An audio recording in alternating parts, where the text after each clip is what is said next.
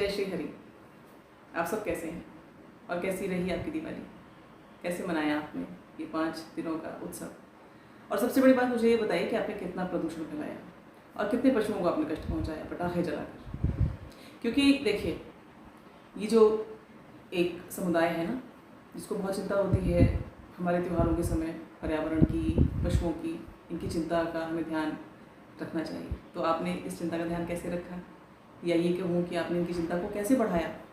प्रदूषण बढ़ाकर, पशुओं के साथ क्रूरता करके, पशुओं को परेशान करके, ये मुझे बताइए। बड़ी विडम्बना है ना। साल भर जिन्हें कोई चिंता नहीं होती पर्यावरण की, जिनका कोई आहार पशुओं की हड्डी पर से गोश्त चूसे बिना पूरा नहीं होता, उन्हें होली दिवाली पर पशुओं की बहुत चिंता होती है और पर्यावरण के प्रदूषण की बहुत चिंता होती है, प्राकृतिक संसाधनों की बहुत चिंता होती है। धड़ाधड़ पानी बहाने वाले, धड़ाधड़ प्राकृतिक रिसोर्सेज को वेस्ट करने वाले वो अचानक से होली दिवाली में बहुत जागृत हो जाते हैं। अब इनकी जो जागृति है और इनकी दी हुई जो लज्जा हमें देने की जो भावना है, वो हमको लज्जित वाकई में कर देती है। हम वाकई में अपराध बोध से भर जाते हैं। हमें वाकई में ऐसा लगता है कि हम बड़े मूर्ख लोग हैं और हमारे जो पूर्वज थे, जिन्होंने ये सब परंपराएं हमें दी हैं, ये सारे उत्सव जिन्होंने हमें दिए हैं, ये सब बुद्धिहीन लोग थे। इनके पास कोई तार्किकता नहीं थी, इन्हें कोई चिंता नहीं थी वातावरण की, इन्हें कोई चिंता नहीं थी प्राकृतिक संसाधनों की, इन्हें कोई चिंता नहीं थी जीव जंतुओं की, पशुओं की। हम किस तरह की सभ्यता के लोग हैं? और ये जो बड़ी आसानी से दूसरों को दी हुई लज्जा को स्वीकार कर लेने का जो हमारा संस्कार बन चुका है, इसके पीछे है हमारी कई कई सदियों की गुलामी दास्तां। क्योंकि जिन लोगों ने हम पर शासन किया, उन सब ने हमारे सेल्फ को चोट पहुँचाई, हमारे स्व की धारणा पर चोट पहुँचाई, और इस स्व की धारणा पर ही इस समय हमारा टेक अवे चल रहा है। श्रीमद् भगवद गीता के पहले अध्याय में अर्जुन की स्थिति को देखकर जिस हीरोइक स्पिरिट के साथ ये आते हैं अर्जुन जी महाभारत कुरुक्षेत्र की रणभूमि में, कई मया सह योद्धव्यम कहकर वो जब धार्तराष्ट्र यानी दुर्योधन के प्रिय चिकीर्षु यानी उनके वेलविशर्स में से अपने लीग का योद्धव्य कई मया सह योद्धव्यम कहकर ढूंढ रहे थे, थोड़ी देर बाद वो हमें दिखाई देते हैं। वो कहते हैं कि ये नहीं कहते मैं मर जाऊँ, इतना भी नहीं वो दिखाते अपने अंदर स्पिरिट। वही कहते हैं अब मैं मार डाला जाऊँ, और मैं मार डाला जाऊँ, ऐसे मार डाला जाऊँ कि मेरे हाथों में कोई शस्त्र ना हो, मैं बिल्कुल भी पलटवार ना करूँ, मैं अपनी प्रतिरक्षा भी ना करूँ। और यही दुर्बुद्धि, यही अधर्मी, यही आदताई जिन्होंने जीवन भर केवल और केवल अधर्म किया है, इन्हीं में से कोई आकर मुझे मार डाले, इसके लिए वो तैयार हो जाते हैं। तो वहाँ से यहाँ तक का, अर्श से फर्श तक का, आकाश से पाताल तक का जो ये इनका सफ़र है, ये स्वादिष्ठान चक्र के कॉन्टेक्स्ट में हम देख रहे हैं। स्वादिष्ठान चक्र हमें ये पता है कि स्व के आइडिया को होल्ड करता है, सेल्फ के आइडिया को होल्ड करता है। और ये सेल्फ का आइडिया जो होता है, ये कोई माँ के गर्भ से आकर और मर जाने के बीच में ही नहीं बनता। ये कई कई कई हमारी पुनर्जन्म की जो श्रृंखला चलती है, उसमें से बनता चला आ रहा है। हमने जो भी फॉर्म लिया, हम जिस भी टाइम और स्पेस के जोन में गए, हमने जो भी भूमिका निभाई, हमने जो भी अनुभव लिए, उन सब से हमारा सेल्फ बना है। और उस सेल्फ के साथ ही मेरे पिता का शुक्राणु मेरी माँ के गर्भ में मुझे पहुँचाएगा। और वहाँ जब मैं पहुँचूंगा तो वहाँ पर मेरी माँ के गर्भ के अंदर जो भी ऊर्जाएं मैं वहाँ स्वीकार करूँगा, उन ऊर्जाओं से भी मैं अपने स्वादिष्ठान चक्र को बनाऊँगा। और जब मैं माँ के गर्भ से बाहर आ जाऊँगा तो आसपास का वातावरण जो कुछ भी मुझे देगा ऊर्जाएं, उनके साथ मैं किस प्रकार से एक्ट करता हूँ, किस प्रकार से उनको रिस्पॉन्ड करता हूँ, उससे मेरा सेल्फ बनेगा। तो मेरा जो सेल्फ बना रहा है, उसी के आधार पर मेरे अनुभव भी होंगे, यानी परिस्थितियाँ वही होंगी, लेकिन मेरे अनुभव मुझे कैसे होंगे ये डिपेंड करेगा उस स्व पर, उस सेल्फ पर जो मैंने बनाया है उन यात्राओं में। हर व्यक्ति का अपना अलग अलग सेल्फ का कॉन्सेप्ट है, और हमारा जो सेल्फ का कॉन्सेप्ट है वो इसी बात से आता है कि हम अपने आप को उन अनुभवों के आधार पर क्या जानते, मानते, समझते और अनुभव करते हैं। अर्जुन जब यहाँ आते हैं और जिस अंदाज से आते हैं, उसमें इनकी जो स्थिति दिखाई देती है वो स्वादिष्ठान चक्र को समझने के लिए बिल्कुल परफेक्ट इलस्ट्रेशन है। कैसे है वो आपको मैं बता चुकी हूँ काफ़ी, लेकिन आज इसको थोड़ा साइंटिफिकली, थोड़ा ऑर्डरली इसको हम देखेंगे कि वो परिस्थितियाँ हमारे जीवन में कैसे आती हैं। मतलब वो भी हमने देखा है, लेकिन इसको एक श्रेणीबद्ध यदि कैटेगराइज करें हम, और फिर उसके बाद उसमें से हम निकलें कैसे, स्वादिष्ठान चक्र को ठीक कैसे करें, या उससे जुड़े हुए जो भी हमारे जीवन में कॉम्प्लिकेशंस आ रहे हैं उनको कैसे, उनसे कैसे बचें, हीलिंग कैसे करें, वो सब चीज़ें इनको मैं थोड़ा आपके साथ बांटना चाहूँगी।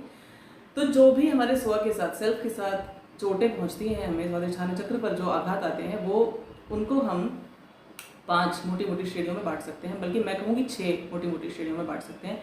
इनमें से 5 तो अर्जुन के इलस्ट्रेशन से हमें बिल्कुल स्पष्ट दिखाई दे जाती हैं। अच्छा, एक चीज़ जो हमें ध्यान में रखनी है वो ये कि जो भी हमारा सेल्फ का आइडिया है वो मेजरली, चीफली, मुख्यतया हमारे बाल्यावस्था में, हमारे बचपन, हमारे चाइल्डहुड में बन जाता है, क्योंकि वही है फॉर्मेटिव टाइम। फिर वो जो स्व बना है उसी के आधार पर हम अपनी वयस्क जीवन में चीज़ों को हैंडल करेंगे।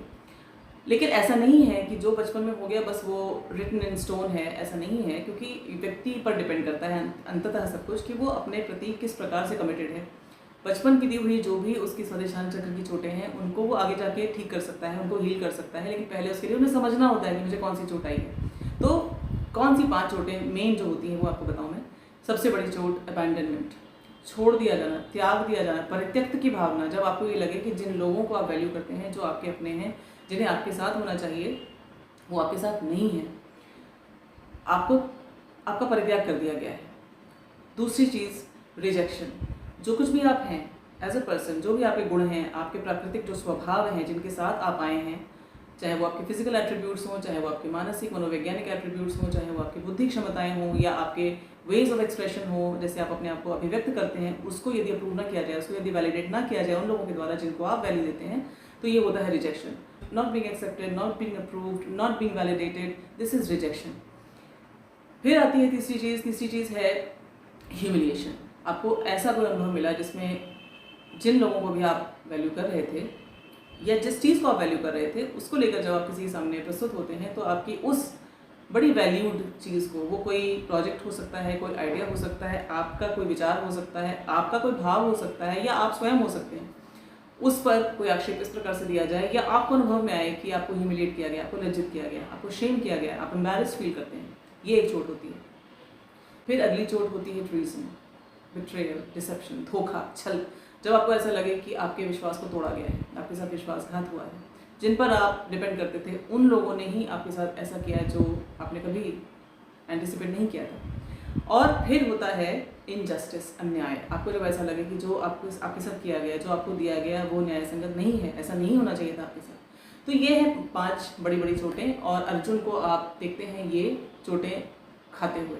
Abandonment, definitely there is abandonment, क्योंकि जिस प्रोजेक्ट में ये आए हैं धर्म की ध्वजा के नीचे, वहाँ पर उन लोगों को इनके साथ होना चाहिए, इनके दादा भीष्म, इनके आचार्य द्रोण, आचार्य कृप, और न जाने कितने इनके प्रिय संबंधी जिनको ये अभी तक बड़े विश्वास से मानते होंगे कि ये तो मेरे साथ हैं। लेकिन जब वो सामने उनको देखते हैं तो दिस इज अबैंडनमेंट, परित्याग कर दिया इन लोगों ने इनका, और परित्याग करके केवल अलग तटस्थ होकर नहीं बैठे हैं बल्कि सामने शत्रु बनकर आए हैं। Rejection, definitely rejection.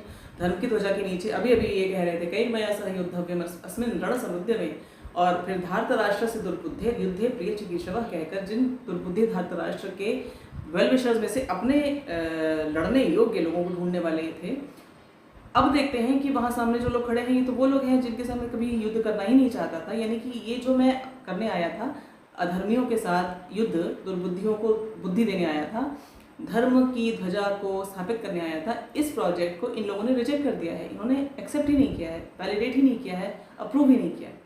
फिर आता है ह्यूमिलिएशन, लज्जा। डेफिनेटली लज्जा है, क्योंकि आप बड़े पुरुषार्थी बनकर कहीं गए हैं, कुछ बहुत ज़बरदस्त अपने मन में ये सोचकर कि मैं कुछ बहुत अच्छा करने वाला हूँ या करने जा रहा हूँ, और सामने आपको जो दिख रहा है, जो दिया जा रहा है आपको, वो आपको लज्जित कर दे, आपको शर्मसार कर दे, आपको ऐसा बताया जाए कि नहीं ये अच्छा नहीं है, जो तुम कर रहे हो, जो कुछ भी तुम हो वो अच्छा नहीं है, जैसे हमारे त्योहारों के साथ किया जाता है, हम हिंदुओं को जो दिया जाता है, बिल्कुल वही ह्यूमिलिएशन। और अर्जुन को ये अनुभव हो रहा है यहाँ पर कि मैं जो करने आया हूँ, this has not been seconded by them, this has not been supported by them, in fact they are telling me that this is not worth, तुम क्या प्रकार का काम करने आए हो, तो this rejection definitely is there. और इसके बाद आता है ट्रीजन, बिट्रेयल, डिसेप्शन, छल, विश्वासघात है। जो स्वजन अर्जुन के साथ होने चाहिए थे, जिनका हाथ अर्जुन के सर पर होना चाहिए था, जिनका साथ अर्जुन को मिलना चाहिए था, पांडवों को मिलना चाहिए था, वो सामने खड़े हो गए हैं जाकर शत्रु बनकर। सो दिस इज डेफिनेटली छल, ये छल है इनके साथ। मैंने विश्वास नहीं किया था कि ये तो मेरे अपने हैं, स्वजन, दृष्ट्वेमं स्वजनम कृष्ण युयुत्सुम समुपस्थितम, स्वजन मेरे युयुत्सुम, मुझसे युद्ध करने आके खड़े हो गए हैं। So this is a big छल, अ बिग डिसेप्शन। और अर्जुन के साथ डेफिनेटली अन्याय का एस्पेक्ट तो है ही है, क्योंकि जीवन भर इन लोगों ने अन्याय ही देखा है, इसके अलावा देखा ही क्या है, इनजस्टिस ही इनजस्टिस हुआ इनके साथ। और इनका जो अधिकार था, इनकी जो अर्निंग थी, जो इन्होंने अपने पुरुषार्थ परिश्रम से जो कुछ भी तैयार किया था, वो सब तो ले ही लिया गया था इनसे। फिर भी ये केवल बेसिक मिनिमम 5 गाँवों की मांग लेकर जब जाते हैं कि एटलीस्ट इस पर ही हम सेटल कर लेते हैं, ना हो ये विनाश, ना हो ये परिवार के बीच में युद्ध, ना हो इस तरह की किरकिर इतिहास के सामने, पर उसको भी जब रिजेक्ट किया जाता है तो ये अन्याय ही तो है, बिल्कुल अन्याय है। तो ये इनजस्टिस का भाव भी अर्जुन अपने अंदर पाते हैं। ये हैं बहुत बड़ी बड़ी 5 चोटें। एक और चोट होती है, वो होती है बिल्कुल आपको देखा जाकर भी अनदेखा अनुभव करना, as if you have been seen through, as if you been completely ignored. आपका एग्जिस्टेंस, आप जो कुछ भी हैं, जो कुछ भी आपके पास प्रस्तुत करने के लिए है, देने के लिए, उसको बिल्कुल इग्नोर कर दिया जाए, आपको साइडलाइन कर दिया जाए। एक मूवी अनुपमा मैंने देखी थी, बहुत पहले देखी थी, लेकिन उसमें ये जो थीम थी वो मुझे उस वक्त समझ में आई थी कि जो प्रोटैगनिस्ट है उसका जन्म होता है एक बड़े ही लविंग कपल के बीच में, और जन्म के समय उसकी माँ मर जाती है प्रोटैगनिस्ट की। तो वो जीवन में जो देखती है अपने पिता के द्वारा पूरी तरह इग्नोर किया जाना, साथ साथ उनका जो आक्रोश है वो सभी देखती है, लेकिन ये जो seen, being seen through, you don't exist, आप हो ही नहीं, ऐसा आपको जब भाव दिया जाता है तो बहुत बड़ी बड़ी संभावनाएं हैं, बड़ी विकट संभावनाएं हैं। उस मूवी में तो इनको एक ऐसा नायक, एक ऐसा मित्र, एक ऐसा प्रेमी मिल जाता है जो इनकी परिस्थिति को समझता है प्रोटैगनिस्ट की, और उनको उस प्रकार का सहारा देता है कि वो भयानक संभावनाएं फिर नहीं रहती। लेकिन वो एक मूवी है, और मूवीज़ में जो सुंदर पटकथाएँ होती हैं, जो उनके सुखांत होते हैं, अक्सर जीवन में उस प्रकार के सुखांत अन्यों के द्वारा हमको नहीं मिलते। ये आप सबको याद रखना होगा, मुझे भी याद रखना होगा। जब तक हम दूसरों से ये अपेक्षा रखेंगे कि वो हमारे स्व के आइडिया को परिपुष्ट करें, हमें वो दें जो हम अपने विषय में सोचना चाहते हैं, तब तक हम एक ऐसा समझ लीजिए हम कटोरा लेकर चल रहे हैं लोगों के सामने। उसमें से वो जो भी दे दें उनकी श्रद्धा के अनुसार, हम उसी से अपनी सेल्फ के आइडिया को डेवलप करेंगे, और ये अप्रोच एक भिखारी की अप्रोच है। अनफॉर्चुनेटली जब हम अपनी माँ के घर से बाहर आते हैं तो जो भी हमारा वातावरण होता है, हमारे माता पिता उसमें इंक्लूडेड हैं।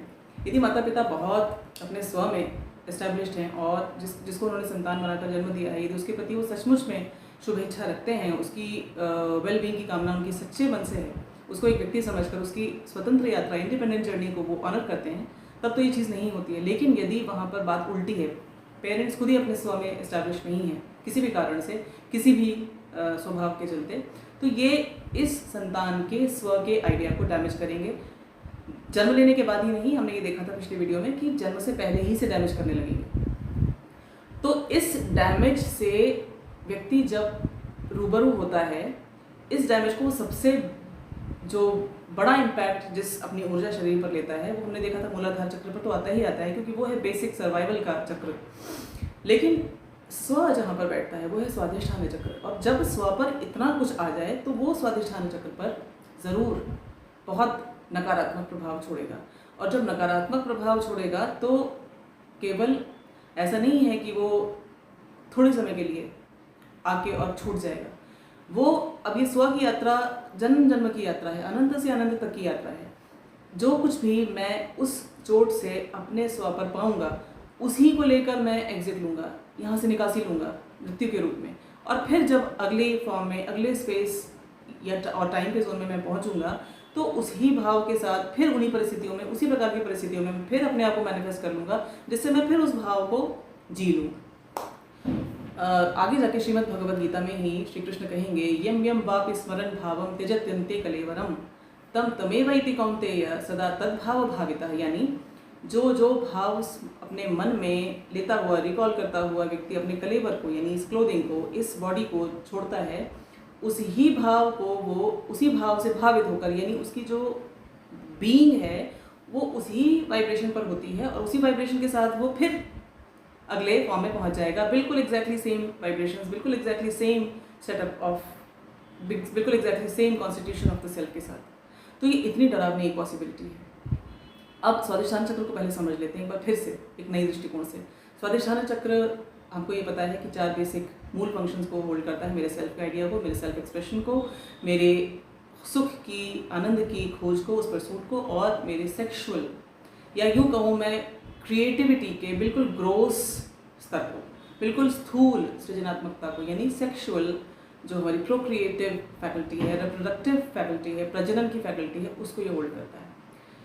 लेकिन इस चक्र की एक बहुत बड़ी जो क्वालिटी हमको समझनी है वो ये कि ये स्व के जागने का स्थान है, और इसका जो रंग है, इसको यदि क्लेवोइंटली देखा जाए तो इसका रंग आता है नारंगी, ऑरेंज। अब ऑरेंज रंग कैसे आता है, इसको ऐसे भी समझ सकते हैं आप कि मूलाधार चक्र होता है जो प्रिडोमिनेंटली इट इज़ रेड, लाल होता है, और स्वाधिष्ठान चक्र के ऊपर का जो रंग होता है, चक्र होता है मणिपुर चक्र, इसका रंग होता है पीला। तो ऊपर से पीले की छाया, नीचे से लाल की छाया। तो ये जो स्वादिष्ठान चक्र है इसका रंग दिखाई देता है नारंगी प्रोमिनेंटली। अब ये नारंगी रंग बहुत शुद्ध माना जाता है, बहुत शुद्ध होता है, अशुद्धियों को दूर करने वाला रंग होता है। जब हम प्राण चिकित्सा में इसको प्रयोग में लाते हैं तो जब हम नारंगी प्राण देते हैं, ऑरेंज प्राण किसी को देते हैं तो एक्सपल्शन के लिए, इम्प्योरिटीज़ के विखंडन के लिए, उसको सिस्टम से उत्सर्जित कर देने के लिए, एक्सट्रीट कर देने के लिए देते हैं। तो यही रंग है स्वादिष्ठान चक्र का, और इसीलिए इसका जो दारोमदार जो एक्सपल्शन बॉडी से बाहर निकालने वाले जो द्रव्य हैं उन सब के साथ भी इसका जुड़ाव है, क्योंकि ये ऑरेंज प्राण बहुत है इसमें। अब ये जो है नारंगी रंग, ये रंग किसका रंग है? ये है उगते सूर्य का रंग। अब उगता सूर्य यानी उगती हुई चेतना, जागती हुई चेतना। जागती हुई चेतना पर यदि ग्रहण लगा दिया जाए तो जो भी प्रभाव आपकी चेतना पर आए हैं उस ग्रहण को हटाने के लिए आपको केवल और केवल अपनी ज़रूरत है, आपको किसी और व्यक्ति की ज़रूरत नहीं है। हमेशा याद रखिए कि जिन्होंने या जिन कारणों ने रोग उत्पन्न किया है वही कारण आपको निरोग नहीं बना सकते। जहाँ से आपको चोट मिली है उसी ही चीज़ से आपको अपनी औषधि नहीं मिलेगी। जहाँ से आपको पीड़ा मिली है उसी स्थान से आपको कभी आराम, शांति, विश्रांति, कंफर्ट नहीं मिलेगा।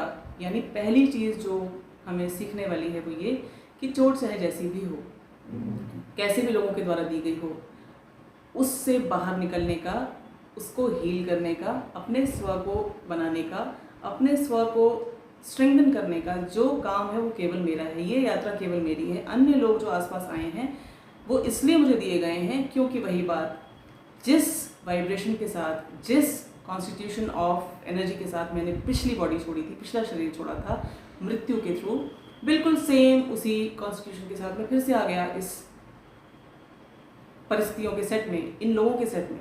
तो ये जितने भी लोग या जितनी भी परिस्थितियाँ मुझे दिखाई जा रही हैं वो इसलिए दिखाई जा रही हैं कि ये एक आईना है। ये आपको दिखा रहे हैं कि this is what you are, this is what you believe you are, ये है तुम्हारा सेल्फ। अब ये इसको एक आईने की तरह देखने की ज़रूरत है, हमें एक दर्पण की तरह देखने की ज़रूरत है, और हर चीज़ के साथ एक बड़ी ऑब्जेक्टिव एनालिसिस की आवश्यकता है। तो पहली चीज़ है objective analysis of the situation. आज जो चीज़ें हमने देखी हैं वो ये कि ये 5 और 6 चोटें होती हैं। हमको सबसे पहले ये देखना होगा कि हमारी चोट है कौन सी, किस प्रकार की चोट हमारे स्व ने ली है और कब कब ली है। अब इमोशनल ओवरवेल्म की स्थिति में अपने बारे में सोचना होता है थोड़ा सा मुश्किल, लेकिन करना पड़ता है यही। अब कैसे करना है, स्वादिष्ठान चक्र को कैसे हील करना है, इसको बैलेंस में कैसे लाना है, स्वादिष्ठान के चक्र के बिगड़ने से क्या क्या संभावनाएं हैं फिजिकली, साइकोलॉजिकली, पर्सनालिटी वाइज, इन सब को भी हम अब आगे की वीडियो में देखेंगे। आज जो सबसे महत्वपूर्ण चीज़ मैं आपसे कहना चाहती हूँ, चाहे किसी भी परिस्थिति में आप हों, कितने ही आपको असहाय, कितना ही आपको दुर्बल, कितना ही आपको टूटा पीटा और लुटा हुआ सा अनुभव होता हो, जैसे अर्जुन को अनुभव होता है, अंत में उनको ऐसा लगता है मैं कुछ नहीं कर सकता और मर जाना बेहतर है, और मृत्यु भी ऐसी जो सबसे ज़्यादा लज्जाजनक, क्योंकि मैं उस लज्जा के लायक हूँ। तो वो जो लज्जा वो अनुभव करते हैं ना कि I am worthy of this shame, I am deserving of this shameful death, मतलब डेथ, वो भी ऐसी डेथ के लायक हूँ मैं। वो जो भाव है इस समय इनको बहुत ऑब्जेक्टिविटी के साथ एक ऐसे व्यक्ति की आवश्यकता है जो इनको दिखाए कि तुम्हारा स्व वास्तव में है क्या और तुम अपने स्व को समझ क्या रहे हो। इसी तरह से हमको भी किसी एक व्यक्ति की आवश्यकता उस एक्सट्रीम ओवरवेल्म की सिचुएशन में होती है। तो डेफिनेटली थेरेपी, काउंसलिंग, जो मेरा व्यवसाय भी है, ये काम करता है। लेकिन कुछ चीज़ें ऐसी हैं जो आप अपने स्तर पर कर सकते हैं और करनी चाहिए, अवश्यमेव करनी चाहिए, जल्दी से जल्दी करनी चाहिए। तो उनको मैं आपको आगे बताऊंगी। लेकिन जिसकी बात मैं कर रही हूँ, सबसे महत्वपूर्ण चीज़ कि ये हीलिंग का, रिकवर करने का, अपने आप को बनाने का, अपने स्व को जानने का, पहचानने का और उसको बड़ी शान से इस्टेब्लिश करने का, अपने लिए, किसी और के लिए नहीं, आपको अपनी शान में, अपनी स्टेबिलिटी में अपने लिए खड़े होना है। क्योंकि ये यात्रा आपके विषय में, जो भी आसपास इकट्ठा किया जाएगा वो केवल आपके लिए किया जाएगा। You are the protagonist, you are the chief person in that story, and the vibration that you had carried till the last exit or till this point of time, उस वाइब्रेशन को ही मैनिफेस्ट करने के लिए ये सब कुछ आपके आसपास जमा कर दिया जाता है, so that you see, you understand, you perceive and then you respond. तो देखना क्या है, अनुभव क्या करना है, उसके साथ डील कैसे करना है और फिर उसके साथ रिस्पॉन्ड कैसे करना है, ये हीलिंग का बहुत बड़ा एक एस्पेक्ट होता है। और जब आप ये पहली चीज़ आप स्वीकार कर लेते हैं कि मेरी हीलिंग मेरा उत्तरदायित्व है, मेरा सेल्फ मेरा उत्तरदायित्व है, मेरा जीवन, मेरी यात्रा, ये केवल और केवल मेरा उत्तरदायित्व है। जो कुछ भी आज तक, अभी तक इस सेल्फ पर, इस यात्रा पर, इस जीवन पर मुझे दिया गया है, ये एक बैगेज है जिसमें से मुझे सॉर्टिंग करनी है कि मुझे इसमें से क्या रखना है, कैसे रखना है और किसको फेंकना है और कैसे फेंकना है। तो इस विषय में आगे हम बात करेंगे। आज फिर से एक बार आपको याद दिलाऊं, ये यात्रा आपकी है, ये स्व आपका है, ये सेल्फ आपका है और जीवन आपके लिए है, आपका है। आप इसके चीफ हीरो हैं और ये भाव आपको किसी न किसी प्रकार से अपने अंदर जगाना होगा। अपने आप को झूठ मूठ में ही कहना होगा। शुरू में ही नहीं आएगा। यदि आपने बहुत चोटें खाई हैं तो ये शुरू में नहीं आएगा, आसानी से नहीं आएगा। आपको लगेगा as if you are an impostor, आप फेक कर रहे हैं। जब आप बोलेंगे I am the hero of my life, आपको लगेगा मैं तो ज़ीरो हूँ, मैं क्या हीरो हीरो बोल रहा हूँ। लेकिन आपको बार बार झूठ मूठ में ही बोलना पड़ेगा, आपको बार बार लिखना पड़ेगा आई am the hero of my life, I am the captain of my ship.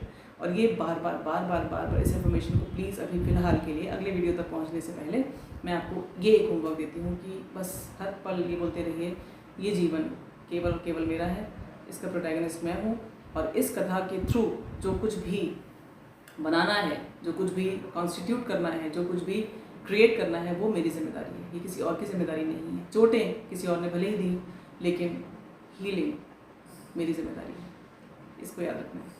फिर से मिलेंगे। जय श्री कृष्ण।